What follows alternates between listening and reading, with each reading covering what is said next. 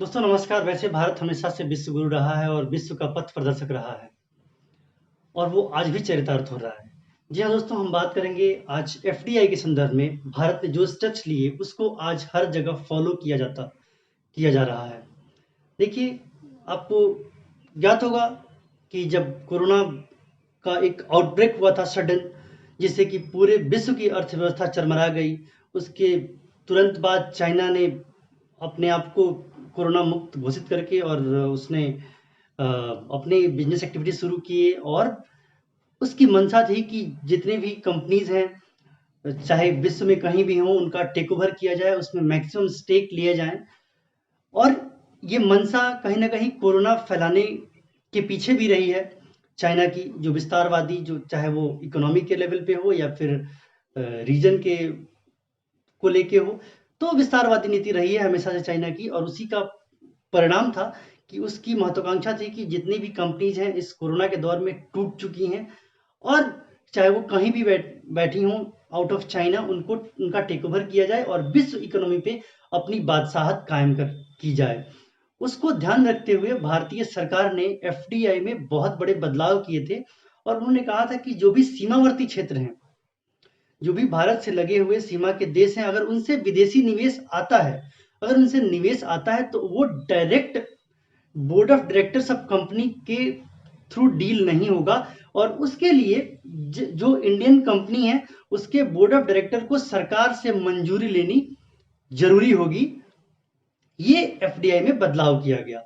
इस पे चाइना बहुत ही भड़क गया और चाइनीज एम्बेसडर जो इंडिया में है, उन्होंने बहुत तीखी प्रतिक्रिया दी कि ये जो है, ये एफडीआई के नियमों के अनुकूल नहीं है और इसका परिणाम भारत को भुगतना पड़ेगा। लेकिन भारत ने सीधे तौर पे इसको खारिज कर दिया था और कहा था कि नहीं, ये जो है, ये हमारे इंटरेस्ट के फेवर में है और हमारे जो इंटरेस्ट के फेवर में होगा वो हम डिसीजन लेंगे, चाहे वो आपके लिए अनुकूल हो या प्रतिकूल, उससे कोई फर्क नहीं पड़ता। उसका असर दिखा और चाइनीज जो इन्वेस्टमेंट है वो यहाँ पे रुका, क्योंकि आपको पता होगा कि एचडीएफसी जैसे बड़े संस्थान भी, उसके में 10 से 11% तक की भागीदारी चाइना की है। इवन आप लर्निंग ऐप बहुत सारा देखते हैं, लाइक बाइजूज ऐप और इस तरह के बहुत सारे ऐप्स जिसको कि डेवलप इंडियंस कर रहे थे, लेकिन उसमें पैसा जो है वो चाइनीज का लगा हुआ था। तो दोस्तों, इससे ये हुआ कि भारत की कंपनियां कम से कम उस बुरे दौर में बिकने से सेफ हो गई।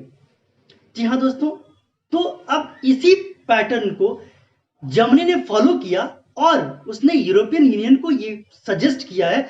उसके leader Manfred weber, mister Manfred weber, जो यूरोपियन पीपल्स पार्टी के बहुत बड़े नेता हैं, बहुत कद्दावर नेता हैं, उन्होंने कहा कि यूरोपियन जो यूनियन है उसको भी एक ठोस कदम उठाना चाहिए, जिससे कि चाइना जिस तरीके से आक्रामक होके और इकोनॉमी, विश्व इकोनॉमी पे अपने कब्जे के लिए बहुत सारी कंपनीज को खरीदना चाह रहा है, उस पर कहीं ना कहीं लगाम लगाने की जरूरत है। नहीं तो इस कोरोना के दौर में, जब मंदी है, भयंकर मंदी है और पूरा विश्व मंदी से परेशान है, तो उस केस में चाइना यूरोपियन यूनियन को भी नहीं बख्शेगा और यूरोपियन यूनियन में भी उसको जहां भी लगेगा कि उसके मतलब का कुछ बनता है, तो वो उसे डेफिनेटली टेक ओवर के लिए जाएगा।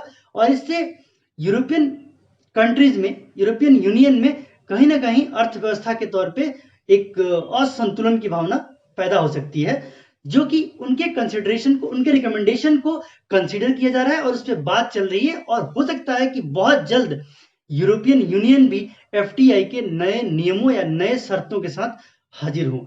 तो हम इसलिए कह रहे थे कि विश्व जो है वो हमेशा से इंडिया को फॉलो करते आया है। दूसरी बात बताना चाहूंगा कि 2013 से ही चाइना और यूरोपियन यूनियन के बीच में बहुत व्यापक निवेश समझौता पे बात चल रही है।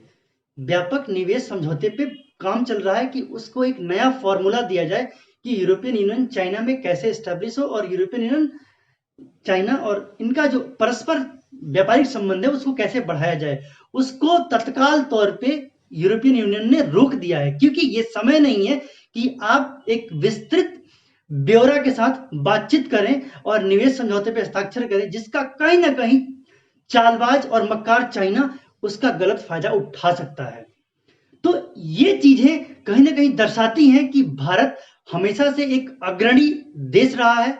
हमारी स्किल और हमारी क्षमताओं का विश्व में हमेशा से एक अलग ख्याति रही है और उसको फॉलो किया गया है। तो दोस्तों, आज जो है जिस परिस्थिति में है हम, उस परिस्थिति में भी हमने जो राह दिखाए हैं वो कहीं ना कहीं यूरोपियन यूनियन जैसे संगठन का फॉलो करना ये बताता है कि वाकई हम जो है वो विश्व के एक ऐसे ड्राइविंग सीट पे हैं जहां पे विश्व का हर एक देश, चाहे वो डेवलप्ड कंट्री क्यों ना हो, हमें फॉलो कर रहा है। और हमारी जो इंटरप्रिटेशन है, हमारी जो हमारा जो कंक्लूजन है डिफरेंट एस्पेक्ट में, उसको सही मानते हुए उसको इंडोर्स किया जा रहा है। बहुत बहुत धन्यवाद।